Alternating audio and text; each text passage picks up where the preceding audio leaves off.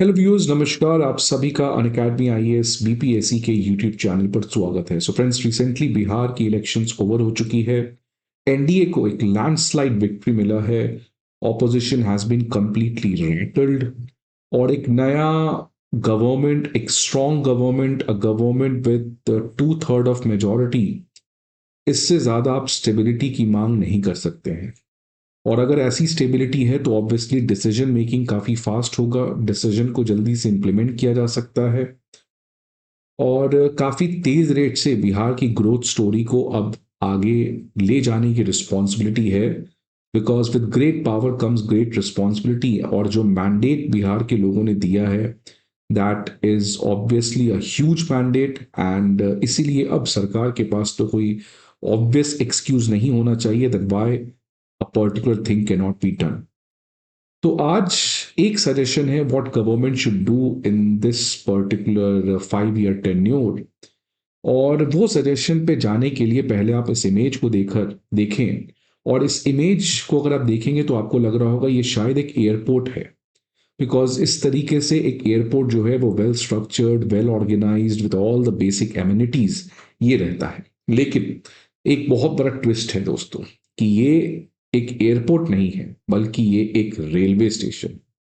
ये भारत का सबसे पहला आधुनिक पीपीपी, पब्लिक प्राइवेट पार्टनरशिप में बनाया गया एयरपोर्ट है, जो आज ढेर सारे सुर्खियों को बटोरते हुए दिख रहा है।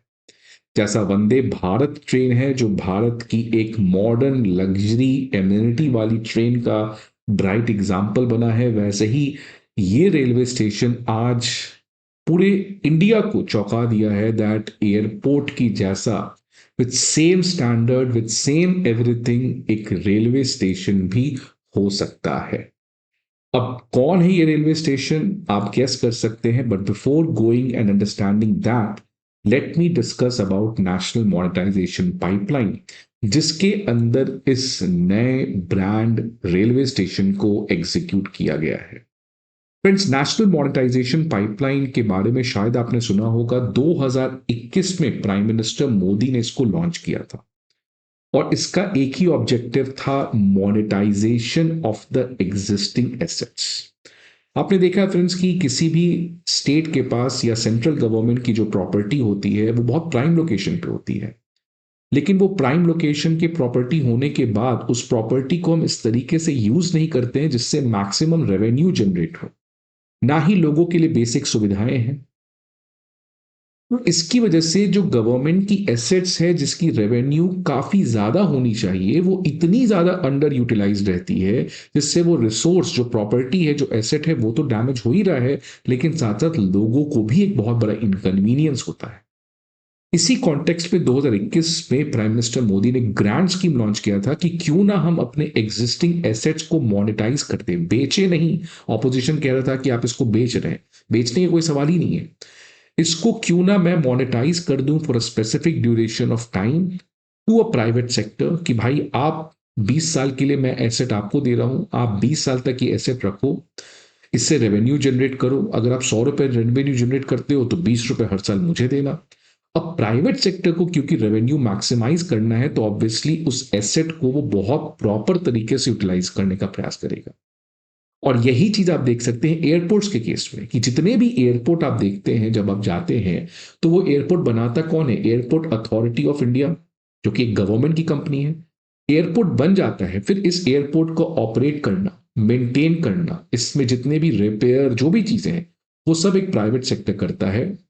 जैसे रिसेंटली 6 एयरपोर्ट्स को, लखनऊ एयरपोर्ट फॉर एग्जांपल, वो सब अपने अदानी ग्रुप को दे दिया कि ये 6 एयरपोर्ट जो है आप चलाइए, 50 साल के लिए चलाइए, एक अपफ्रंट पेमेंट दीजिए, रेगुलर बेसिस पे पेमेंट दीजिए।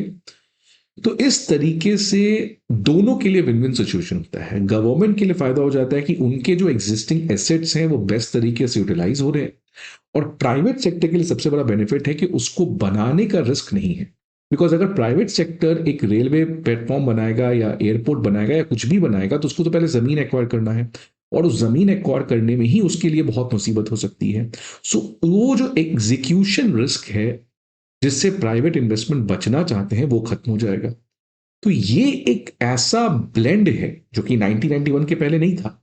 आज 21वीं सदी में जो हम लोग एक तरीके से प्राइवेट सेक्टर के रोल को बढ़ा रहे हैं with certain checks and balance, तो वहां पे एक मिडिल ग्राउंड पीपीपी मॉडल बन चुका है, जिसके लिए बेस्ट एग्जांपल है नेशनल मॉनेटाइजेशन पाइपलाइन, कि कैसे गवर्नमेंट के बने बनाए brown field, not green field, जो ब्राउन फील्ड एसेट्स हैं उनको हम लोग एक सर्टेन स्पेसिफिक ड्यूरेशन के लिए मोनेटाइज कर दें for upfront payment, for a regular payment on the basis of annual revenue, और इससे एक विन विन सिचुएशन हो और ये विकसित भारत के बनने के लिए एक इंफ्रास्ट्रक्चर का बैकबोन बना पाए।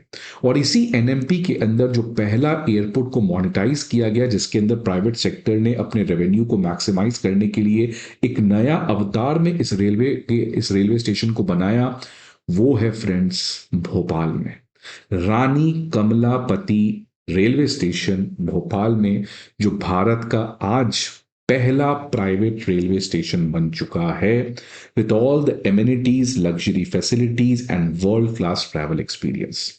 तो सजेशन यही है कि ये जो नई एनडीए की गवर्नमेंट आई है बिहार में, उसको भी इसी तरीके से जो पटना रेलवे स्टेशन है उसको भी नेशनल मोनेटाइजेशन पाइपलाइन के अंदर एक नया अवतार देना चाहिए, बिकॉज पटना रेलवे स्टेशन की आप देख सकते हैं जो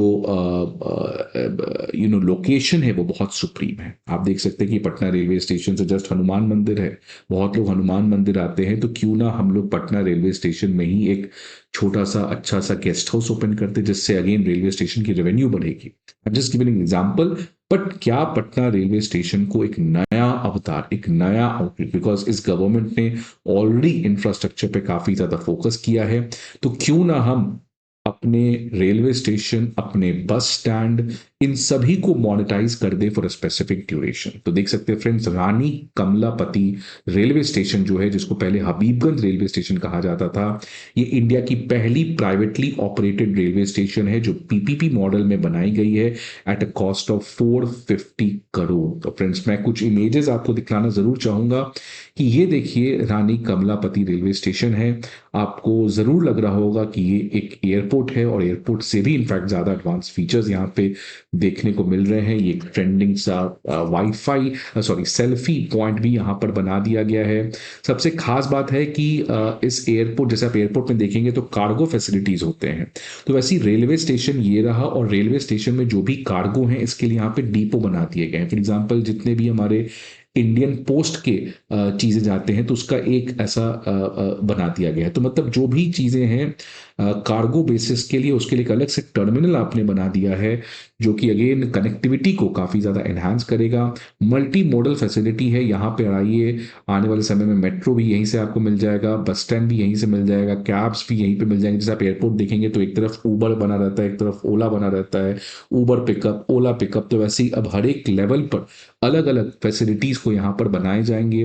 देख सकते हैं हर एक तरीके का फैसिलिटी है, कैफेज हैं, इससे काफी ज्यादा रेवेन्यू जनरेट होगा इस नए रेलवे स्टेशन को। और इनफैक्ट ये भी इमेज से आप समझ ही सकते हैं कि किस लेवल का एडवांस्ड फीचर्स को हमने दिया है, जो सेम एयरपोर्ट में देखने को मिलता है। बट ये एक सजेशन है, बट ऑब्वियसली इससे चैलेंजेस आएंगे। चैलेंजेस ये होगा कि अनलाइक एयरपोर्ट जहां पे एक मिडिल क्लास या अपर मिडिल क्लास ट्रैवल करता है, रेलवे स्टेशन में अभी भी एक पुअर पर्सन या लोअर मिडिल क्लास के लोग ट्रैवल करते हैं। तो कैसे हम मॉडर्निटी को ब्लेंड कर सकते हैं सस्टेनेबिलिटी के साथ, इंक्लूसिविटी के साथ, इक्वालिटी के साथ, वो एक बहुत बड़ा चैलेंज होगा, जो ऑब्वियसली रानी कमलापति रेलवे स्टेशन में देखने को मिलेगा। तो जैसा भी इसका डेवलपमेंट होता है, इसके केस स्टडी के हिसाब से the Bihar government should also work in this particular direction. I hope आपको ये वीडियो अच्छा लगे। Friends, see you again in some other video. Till then, goodbye and take care.